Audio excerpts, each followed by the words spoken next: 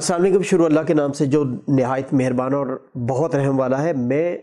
آج انتہائی اہم ٹاپک آپ سے لے کے آیا ہوں کہ 1.5 سال پہلے تقریباً میں نے منتھلی اخراجات کا ایک پروگرام کیا تھا، جس پر میں نے تفصیلات دی تھی کہ یہاں پر منتھلی ایک فیملی کے کتنے اخراجات اٹھتے ہیں۔ لیکن وہ پوری دنیا میں مہنگائی کا جو دورہ ہے اور جو مہنگائی جو ہے وہ بڑی ہے، اس کے بارے میں کچھ لوگ ابھی وہ پرانا پروگرام دیکھ کے سوال کرتے ہیں کہ کیا واقعی اب بھی اتنے ہی اخراجات ہیں۔ تو یہ بہت ضروری ہے کہ 1.5 سال پہلے والے کو میں رینیو کروں اور بتاؤں کہ اب اخراجات کتنے ہیں ترکی میں ایک فیملی کے، اور ایوریج منتھلی کتنا انہیں چاہیے اپنی یہاں پر زندگی گزارنے کے لیے۔ اس سے پہلے میں ایک بہت امپورٹنٹ بات آپ سب سے، اپنے ویورز سے، اپنے دوستوں سے، اپنے چاہنے والوں سے کرنا چاہتا ہوں کہ 2 سال پہلے جب میں یہاں پر شفٹ ہوا تھا تو میں سوچتا تھا، ایک سوال میرے ذہن میں آتا تھا کہ ایسا کون سا وائرس ہے جو یہاں پر جو بیرون ملک پاکستانی آتے ہیں وہ دوسروں کی مدد نہیں کرتے، وہ ان سے لا تعلقی کا اظہار کرتے ہیں، اور وہ اگر مصیبت میں پڑ جائیں تو ان کی کسی طرح کا ان کا ساتھ دینے سے اجتناب کرتے ہیں۔ لیکن وقت گزرنے کے ساتھ ساتھ وہ وائرس مجھے بھی آہستہ آہستہ نظر آنے لگ گیا ہے، اور میں حیران ہوں کہ وہ وائرس مجھ پر ڈومینیٹ بھی کر رہا ہے۔ وجہ یہ ہے کہ 2 چیزیں بڑی امپورٹنٹ ہیں۔ مظلوم کے ساتھ کھڑے ہونا میرے ڈی این اے میں شامل ہے، وہ وائرس میرا زیادہ تگڑا ہے، اور وہ مجھے ہمیشہ فورس کرتا ہے کہ میں حق کے لیے کھڑا ہوں اور مظلوم کے ساتھ کھڑا ہوں۔ لیکن کیا وکٹم، مظلوم جو ہے، اگر وہ خود فیس نہیں کر سکتا تو کم از کم اخلاقی طور پر تو ساتھ کھڑا ہو، اور اپنے حق کے لیے اخلاقی طور پر میرے ساتھ نہیں کھڑا ہو سکتا تو کم از کم پیچھے تو کھڑا ہوا دکھائی دے۔ یہاں پر وکٹمز کیا کرتے ہیں؟ وہ کہتے ہیں کہ جی ہماری جنگ کے لیے آپ بندوقیں اٹھا لو اور ان ظالموں کو بھون ڈالو، لیکن 1 منٹ ذرا رک جاؤ، ہمیں ذرا چھپ لینے دو، ہمیں محفوظ مقام پر پہنچنے دو کہ یہ نہ ہو کہ کوئی جوابی فائرنگ میں ہمیں بھی کوئی فائر آ لگے۔ تو یہ ایک بہت ہی ناپسندیدہ رویہ ہے۔ یعنی اگر کوئی ہمارے حدیث میں بھی ہے کہ جو اپنے حق کے لیے کھڑا نہیں ہوتا اللہ تعالیٰ بھی اس کی مدد نہیں کرتا، اور اگر آپ اپنے حق کے لیے کھڑے ہونے کی طاقت نہیں رکھتے تو اپنی بندوق مجھے تھما کے مورچوں میں مت گھسے۔ اور مجھے آپ دیکھ رہے ہیں، یعنی میری اگر میں سادہ سی بات کروں تو ترکی میں 2 سال میں جتنی مظلوموں کے لیے دشمنیاں میں نے پالی ہیں شاید ہی کسی بیوقوف آدمی نے پالی ہوں۔ یعنی میں لوگوں کے حق دلواتے مافیاز کے ساتھ اس طرح ٹکرا گیا ہوں۔ ترکی میں نہ میرا کسی سے جائیداد کا جھگڑا ہے، نہ میری کوئی رشتہ داری یعنی کوئی شریکہ ہے یہاں پر، نہ ہی میری کسی سے کوئی عداوت تھی، لیکن میں مظلوموں کے ساتھ کھڑا ہو کے اتنی دشمنیاں پال چکا ہوں۔ لیکن جب میں مظلوموں کے یعنی وکٹمز کے رویے دیکھتا ہوں کہ وہ چاہتے ہیں کہ میں تو بندوق اٹھا کے میدان جنگ میں اتر جاؤں، لیکن وہ ذرا محفوظ مقامات تک پہنچ جائیں، اس کے بعد میں جنگ کا آغاز کروں۔ یہ بھی کسی حد تک قابل قبول ہے کہ ہر بندہ اعصاب کا اتنا مضبوط نہیں ہوتا، لیکن اخلاقی طور پر میں نے یہ دیکھا ہے کہ میرے خلاف ترکی میں شدید پروپیگنڈا ہے۔ اور ظاہری بات ہے، میں آپ سے سادہ سی بات شیئر کرتا ہوں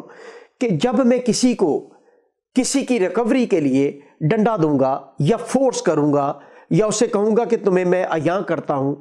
تو مجھے آپ سے ایک سوال پوچھنا ہے کہ کیا وہ لوگ جن سے میں ریکوری کروا کے دیتا ہوں لوگوں کی، یا کسی کی داد رسی کرواتا ہوں یا کسی کے معاملات حل کرواتا ہوں، وہ محفلوں میں بیٹھ کے جنہوں نے 40-50 ڈالر کھائے ہوتے ہیں اور ان سے اگلوانے پڑتے ہیں، وہ انہیں الٹی کرنی پڑتی ہے، تو کیا وہ محفلوں میں بیٹھ کے مجھے اچھا کہیں گے؟ وہ میرے بارے میں ہر وہ نیگیٹو پروپیگنڈا کریں گے جو ان سے ہو سکتا ہے، اور یہی وہ دشمنی ہے۔ اور اخلاقی طور پر جو وکٹمز ہیں، میرے خیال میں اب تک میں کوئی سینکڑوں لوگوں کی مدد کر چکا ہوں۔ اخلاقی طور پر کسی نے بھی سوشل میڈیا پر آ کے یا ان کی محفلوں میں جا کے ڈیفینڈ نہیں کیا کہ وہ ہمارے لیے لڑا تھا، اور اپنے اخراجات یعنی گاڑی کے پیٹرول اور اپنا ٹائم اپنے پاس سے لگایا تھا، ہم سے اس نے $1 1 لیرہ بھی نہیں مانگا۔ کسی نے اخلاقی طور پر میرا دفاع نہیں کیا۔ کچھ ایسے واقعات میں آپ سے شیئر کروں گا، وقتاً فوقتاً آپ سے شیئر کرتا رہوں گا، جس پر آپ کو ہنسی بھی آئے گی اور دکھ بھی ہوگا۔ اور اسی طرح ظاہر ہے میں جیتا جاگتا انسان ہوں، مجھے دکھ ہوتا ہے کہ لوگ جو ہے وہ اپنا مطلب نکالنے کے بعد کس طرح خاموشی سے میری دشمنیاں کریٹ کرنے کے بعد انہی دشمنوں کی محفلوں میں جا کے بیٹھے ہوتے ہیں۔ تو یہ اس طرح کے واقعات بھی ہوئے، جس سے مجھے بعد میں جب خبر ملی تو انتہائی افسوس اور دکھ کا مقام تھا کہ میری تو دشمنی کریٹ کر دی اور خود انہی کے ساتھ بیٹھے چائے اور گپ شپ کر رہے ہیں۔ اب آتے ہیں اپنے اصل ٹاپک کی طرف۔ 1.5 سال پہلے جو میرے اخراجات کے بارے میں ویڈیو تھی ترکی میں، اس میں تقریباً اگر ایک میں محدود اندازہ لگاؤں تو ہر چیز میں 2 سے 3 گنا اضافہ ہو چکا ہے۔ ہم بات کرتے ہیں، گھر سے سٹارٹ کرتے ہیں کہ سب سے پہلے جو یوٹیلٹی بلز ہیں وہ ہمیں آتے تھے تقریباً منتھلی، سب کچھ ملا کے عائدت سمیت، عائدت یعنی سوشل جو فیسلٹیز ہیں کمپاؤنڈ میں ہوتی، نارملی نان کمپاؤنڈ میں نہیں ہوتی، تو وہ ہمیں 12 سے 1300 پر منتھ لیرہ ایکسپنس آتے تھے۔ اب وہ ایکسپنس ہمیں 3000 لیرہ تک پر منتھ آ رہے ہیں۔ اس سے آپ اندازہ لگا لیں کہ یہ جو یوٹیلٹی چارجز ہیں اس میں تقریباً 3 گنا اضافہ ہوا ہے، اور وہ 1200 سے 3000 پر چلے گئے۔ اب میں آتا ہوں اپنی گاڑی، اگر میری گاڑی کے اخراجات دیکھیں تو میں ہر ہفتے 400 لیرہ کا ڈیزل ڈلواتا تھا، اب تقریباً 3500 لیرہ کا ڈیزل مہینے میں لگتا ہے۔ تو اس کا مطلب یہ ہوا کہ یہ بھی تقریباً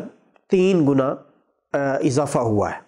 اس میں بھی، اور اس کو اگر آپ ڈالر میں یا لوکل کرنسی میں کیلکولیٹ کر لیں، جس ملک سے بھی کی کرنسی سے آپ کیلکولیٹ کرنا چاہتے ہیں، تو آپ کو لیرہ کی کنورشن سے پتہ چل جائے گا کہ آپ کی لوکل کرنسی میں کتنے اخراجات کا اضافہ ہوا ہے۔ پر منتھ جو ایکسپنس ہے گروسری کے، وہ ہمارے تقریباً 900 سے 1000 ہمارا گروسری کا تھا، جو کہ 1.5 سال بعد جا کے 2800 سے 3000 گروسری کا ایکسپنس ہو چکا، وہ بھی تقریباً 3 گنا ہے۔ اور اس کے بعد اگر آپ دیکھیں، ایک حیرت انگیز بات یہ ہے کہ کرائے جو ہے، یعنی میرا خیال تھا، اور سوشل میڈیا پر ایک کیمپین چل رہی تھی ترکی میں کہ ترکش ٹورسٹک ریزیڈنٹ پرمٹ کی وجہ سے لوگ آتے ہیں اور منہ مانگا کرایہ دینے کے بعد کرایہ نامہ بناتے ہیں، اور وہ ریزیڈنٹ پرمٹ کے خواہاں ہوتے ہیں، اس لیے وہ انہیں کرائے کی بارگین نہیں کرتے، فکر نہیں ہوتی، جس کی وجہ سے کرائے بہت زیادہ بڑھ رہے ہیں۔ اور اس میڈیا کیمپین کے بعد ترکش گورنمنٹ نے ریزیڈنٹ پرمٹ پر کافی پابندیاں لگائیں، اور اسے کافی کچھ ایریاز انہوں نے بالکل ریڈ مارک کر دیے، جس میں آپ کرایہ نامہ پر بالکل نہیں لے سکتے اب ریزیڈنٹ پرمٹ، اور کچھ ایریاز ابھی بھی اوپن ہیں لیکن اس پر بھی بہت زیادہ سخت شرائط ہیں جن کی بنیاد پر آپ لے سکتے ہیں، اور رینیوبل بھی بڑی سخت کر دی گئی ہے۔ کچھ ایریا میں تو بالکل پراپرٹی پر بھی اگر رینیول کروانے جاتے ہیں تو انہیں اپنی پراپرٹی کی دوبارہ ایکسپرٹ رپورٹ لینا پڑتی ہے، اور جس کی بنیاد پر کافی کمپلیکیشنز ہیں۔ لیکن اس بنیاد پر جو دیکھا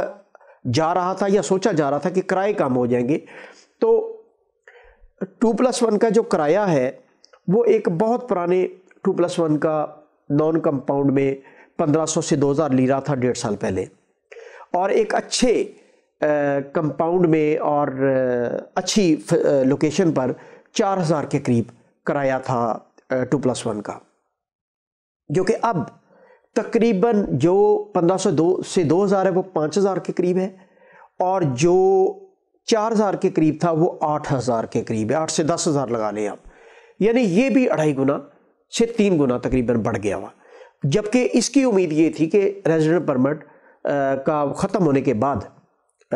یہ سختیاں ہونے کے بعد کرایہ نیچے آئے گا، لیکن وہ دنیا میں کیونکہ مہنگائی ہے، پہلے کووڈ-19 نے پینک کیا، اس کے بعد یوکرین وار نے پینک کر دیا، رشیا اور یوکرین وار نے، جس کی وجہ سے ایک پوری دنیا میں اس کا امپیکٹ آ رہا ہے، اور وہ امپیکٹ یہاں بھی ہے۔ اب اس کے علاوہ اگر آپ اخراجات دیکھیں جو ایجوکیشن کے ہیں، تو ایجوکیشن اس میں انکلوڈڈ نہیں ہے۔ یہ وہ اخراجات ہیں جو آپ کی پر منتھ لیونگ کاسٹ ہے، اس میں اگر آپ دیکھیں آپ کا ٹریول ہے، اگر آپ بسز کے ذریعے ٹریول کرتے ہیں تو وہ تقریباً 2 گنا ہو گیا ہے۔ اگر آپ کے پہلے 300 سے 400 لیرہ لگتا تھا تو اب 700 سے 800 لیرہ لگتا ہے، گاڑی کا میں آپ کو بتا چکا ہوں۔ اس کے علاوہ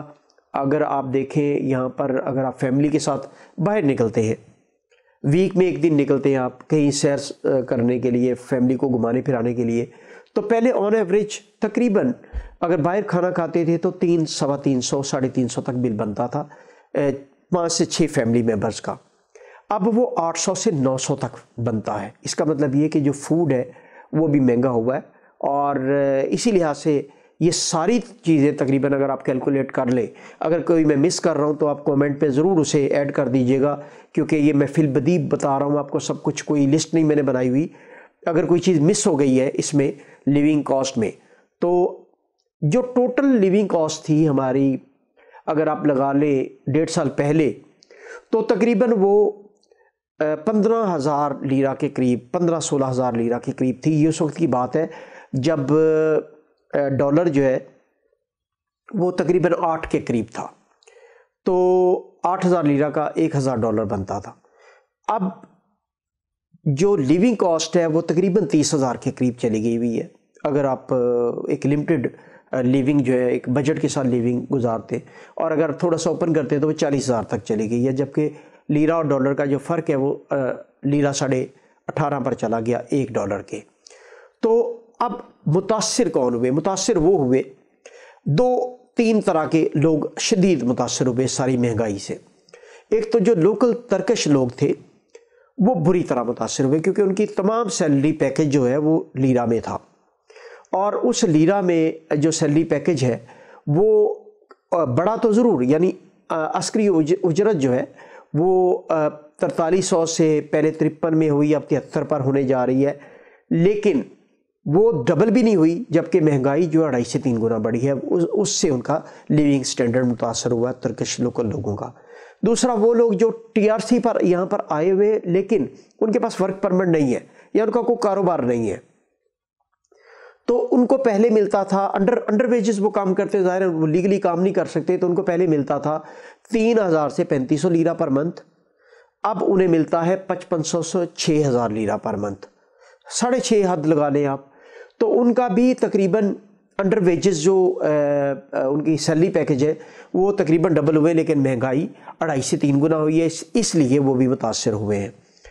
تیسری وہ لوگ ہیں جو یہاں پر ورک پرمٹ پر بھی کام کر رہے ہیں، ان کے پاس ورک پرمٹ تو ہے، ان کے بھی سیلری پیکج بڑا ہے، 1.5 سے 2 گنا بڑا ہے، لیکن ان کو ایک فیسلٹی ساتھ ایکسٹرا ہے کہ ان کا سیکھے، یعنی سوشل سیکیورٹی ان کی سیف ہے، ایجوکیشن فری ہے، ان کا میڈیکل فری ہے، اور اس طرح کے معاملات جو ہے اس پر ان کو کافی ریلیف ملتا ہے، لیکن اس کے باوجود وہ متاثر ہوئے۔ وہ لوگ متاثر نہیں ہوئے جن کے باہر سے ڈالر آ رہے ہیں اور جن کے جو ڈالرز میں سیلری لے رہے ہیں، وہ اس لیے متاثر نہیں ہوئے کہ آپ یہ دیکھیں کہ اگر 15,000 تھا، 14 سے 15,000 لیونگ ایکسپینس تھے پر منتھ، اور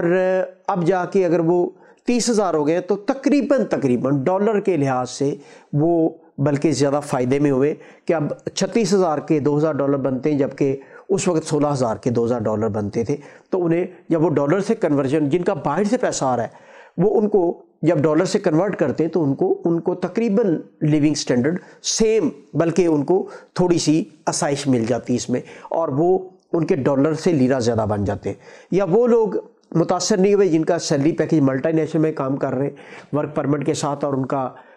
سیلری ڈالرز میں ہے، اور یہی فارمولا ان پر ہے کہ وہ ان کو فائدہ ہوا ہے کنورشن ریٹ کی وجہ سے، ڈالر میں ان کو ملتا ہے، اور جب وہ لیرہ میں کنورٹ کرتے ہیں وہ نارملی اتنے ہی کنورٹ کرتے ہیں جتنے انہیں ریکوائرڈ ہوتے ہیں، تو ان کو بھی اس میں فائدہ ہوتا ہے۔ اب آخر میں آپ کو یہ بتاتا چلوں، اگر کوئی پوائنٹ رہ گیا تو آپ دوست ضرور کامنٹ میں منشن کر دیں، اور توصیح بھی کر دیجئے اگر کوئی چیز مس کیلکولیشن ہوئی ہے۔ اب میں یوٹیوب پر میں کوشش کرتا ہوں کہ میں لوگوں کا جواب دوں، لیکن بہت زیادہ میسیجز کی وجہ سے اور مجھے واٹس ایپ میسیجز کی وجہ سے میں پورے لوگوں کو جواب نہیں دے سکتا، تو اب میں نے سوچا کہ ویک میں 1 دن ہم رکھ لیتے ہیں۔ میں ٹویٹر سپیس پر میں آ جا کروں گا، میرا اکاؤنٹ ٹویٹر کا بھی آپ ڈسپلے میں دیکھ سکتے ہیں، یوٹیوب چینل پر بھی دیکھ سکتے ہیں، ادھر لنک دیا ہوا ہے میں نے۔ تو ہم ٹویٹر سپیس پر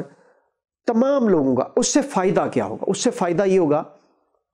کہ ایک ہی وقت میں سب کو لوگوں کو جواب دے دوں گا، اور اگر بہت سارے لوگ ایک بندہ سوال کرتا ہے اور دوسرے کے مائنڈ میں وہ سوال نہیں ہوتے اور اس کا جواب میں دے دیتا ہوں، تو باقی سب بھی اس سے اویئرنیس کریٹ ہو جائے گی اور انہیں بھی معلومات مل جائے گی۔